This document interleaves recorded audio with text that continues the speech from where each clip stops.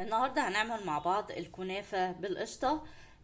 بجد يعني طعمها جميل جدا ولذيذ وهتعجبكم، وتبقى حلوة قوي في رمضان وفي الأيام العادية وتقدموها لضيوفكم. الكنافة بالقشطة يعني سهلة جدا ولذيذة، ويلا بينا نشوف هنعملها ازاي. السلام عليكم ورحمة الله وبركاته. أهلا بيكم في قناة دنيتي لايف. اللي أول مرة يشوف القناة يا ريت يدوس اشتراك ويفعل الجرس وما تنسوش اللايك. النهاردة هنعمل الكنافة بالقشطة، حلوة جدا لحلويات رمضان والأيام العادية، وهتحبوها قوي بطريقة سهلة وبتكات سهلة جدا هتطلع معاكي رائعة. اللي هنحتاج نص كيلو كنافة أو الكمية اللي انت عايزاها، وتكون الكنافة مجمداها في الفريزر عشان تبقى سهلة معانا في التقطيع. بعد كده هحتاج 4 معالق سمنة وتبقى سايحة، ويستحسن تبقى سمنة بلدي او زبدة سايحة. يلا بينا نشوف المكونات والطريقة وباقي المقادير هنشوفها مع بعض واحنا بنعمل الكنافة. بجيب الكنافة بتاعتي وابتدي اقطعها، او ممكن تحطيها في الكبة وتفرميها. هي يستحسن تتفرم في الكبة، بتطلع شكلها حلو قوي. بس لو هي متجمدة هتساعد معاكي خالص في الفرم بتاعها. عندك كبة اعمليها تبقى اسهل واسرع. عايزة تعمليها على ايدك ماشي، احنا نعملها على ايدينا.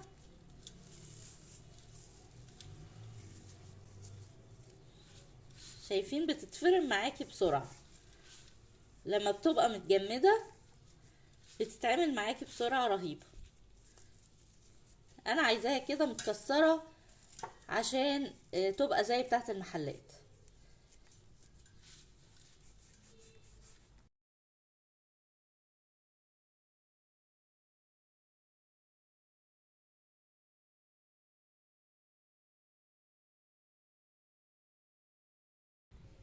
وادي الكنافة بتاعتنا بعد ما فرمناها نبتدي نحط لها شوية سكر،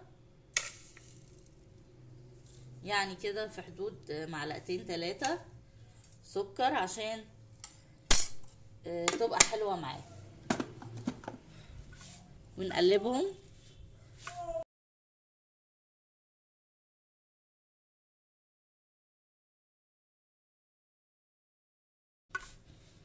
نبتدي بقى نحط السمنة بتاعتنا، ال4 معالق سمنة بتوعنا.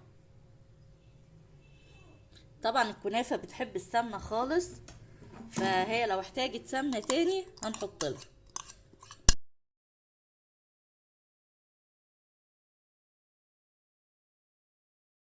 نقلبها لغاية ما تتشرب السمنة بتاعتنا.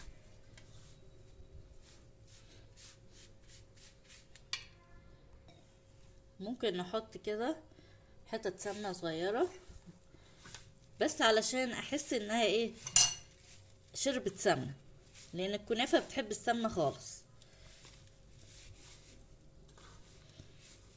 هما يعني 4 معالق كبار يعني، وحاجة بسيطة على حسب ما انتي بتحبي. هي كده خدت السمنة بتاعتنا.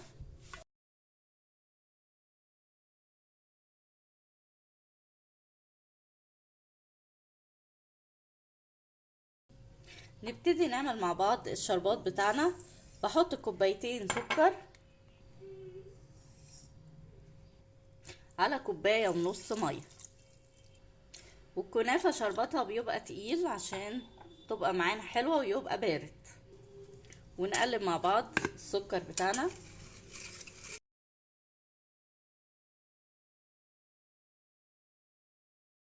نص ليمونة بنحطه على النار لغاية ما يتقل معانا.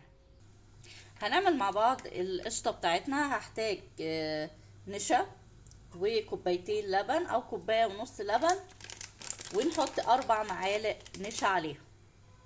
كوبايتين لبن باردين عليهم 4 معالق كبار نشا.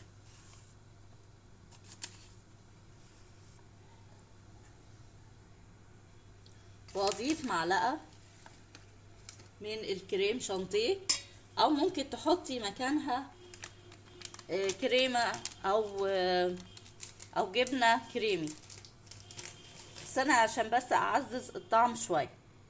ومعلقة من القشطة البلدي كانت عندي بحطها كل ده تعزيز للطعم. ونبتدي نقلب المكونات مع بعض، نقلبها بالراحة عشان النشا على البارد الاول.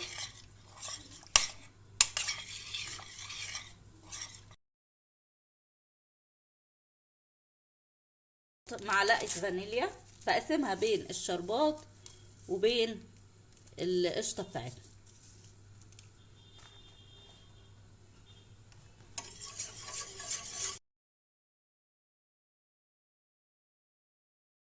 وابتدي احطها على النار لغاية ما تتقل معايا.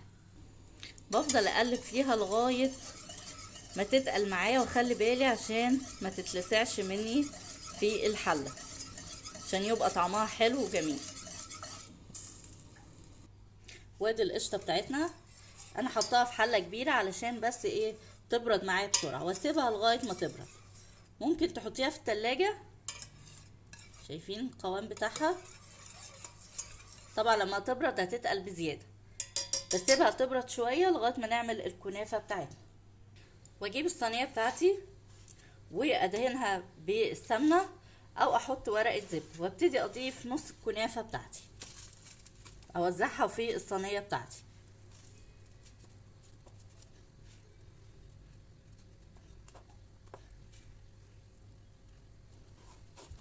اهم حاجة تبقاش طبقات اعلى من التانية.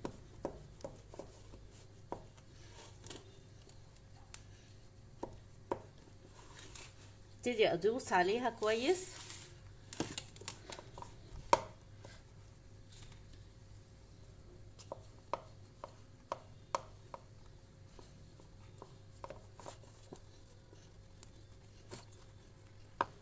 ممكن بطبق ابتدي ادوس عليه.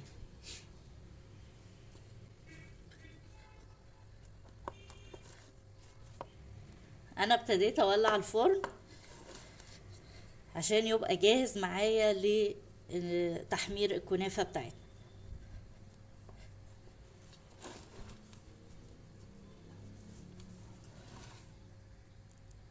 بعد ما حطيت نص الكنافة وسويته كويس، ببتدي احط القشطة بتاعتي. شايفين القشطة؟ وابتدي اوزعها جوه الصينية بتاعتنا.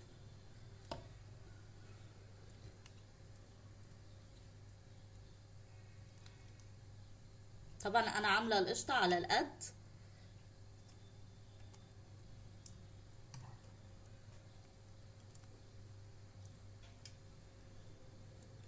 زي ما قلنا ممكن نحط جبنة كريمي،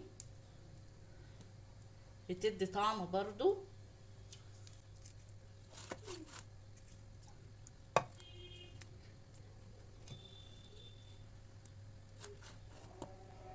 بعد ما حطينا القشطة نبتدي نحط النص التاني من الكنافة بتاعتنا.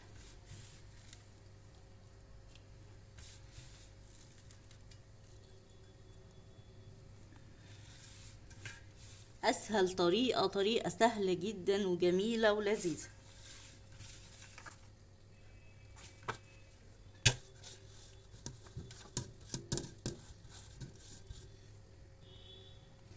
نبتدي نفرد الكنافة بتاعتنا، دوس عليها قوي عشان تتساوى معايا وتطلع بشكل واحد او شكل كويس.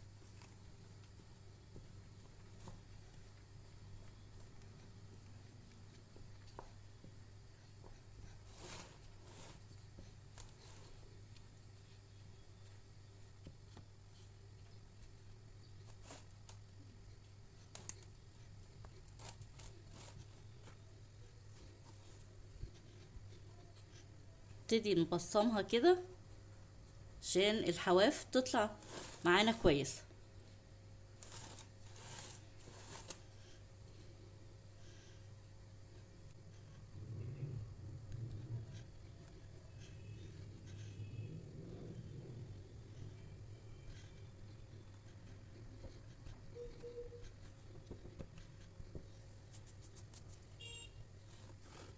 وادي الكنافة بتاعتنا، الصينية بتاعتنا نبتدي نحطها في الفرن على درجة حرارة 180، ونشوفها ان شاء الله بعد ما تستوي.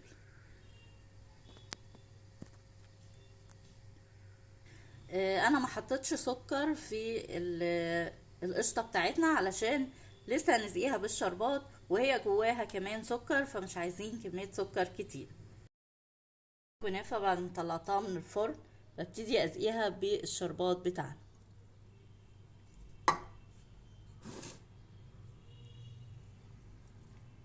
بسقيها النص الشربات دلوقتي. الشربات بسيبه يبرد شويه، ابتدي بعد كده اقلبها، وابتدي اقلبها على الناحيه التانية. بسم الله الرحمن الرحيم.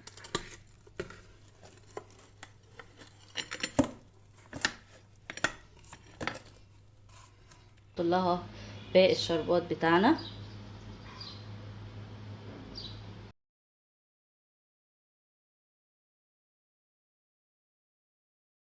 برش عليها مكسرات وبقطعها. شايفين الكريمة من جوه شكلها جميل ازاي، وهتدوها هتبقى طعمها جميل جدا جدا جدا. جربوها ان شاء الله هتعجبكم. لو عجبتكم يا ريت اشتراك وشير ولايك للقناة، وشكرا لكم والسلام عليكم ورحمة الله وبركاته.